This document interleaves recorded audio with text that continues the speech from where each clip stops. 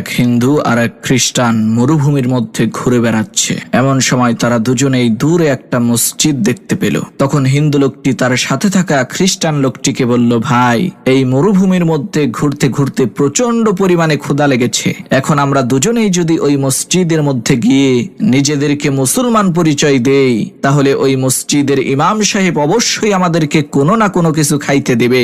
তখন খ্রিস্টান লোকটি বলল, ভাই, আমি মিথ্যা কথা বলে নিজেকে মুসলমান দাবি করতে পারবো না। তখন হিন্দু লোকটি বলল, ঠিক আছে, তুমি না খাইয়া থাইকেনে আমি কিন্তু মিথ্যা কথা বলে এই খাবারটা খাবো, আমার খুবই ক্ষুধা লেগেছে। তারা যখন মসজিদের মধ্যে ঢুকলো, ইমাম সাহেব তাদের দুজনকেই সম্মান করে বসতে দিলেন এবং তাদের নাম জিজ্ঞেস করলেন। তখন সেই হিন্দু লোকটি নিজেকে মুসলমান পরিচয় দিয়ে বলল, আমার নাম আব্দুল মজিদ মিয়া। আর সেই খ্রিস্টান লোকটি বলল, আমার নাম মাইকেল। তখন ইমাম সাহেব মসজিদের খাদেমকে ডেকে এনে বললেন, ভাই, তুমি মাইকেল সাহেবকে খাবার খেতে দাও। এরপর সেই ইমাম সাহেব ওই হিন্দু লোকটিকে বলল, আব্দুল মজিদ ভাই, এবার বলেন আপনার রোজার অবস্থা কি? এই বছর রোজা কি 29টা হবে নাকি 30টা?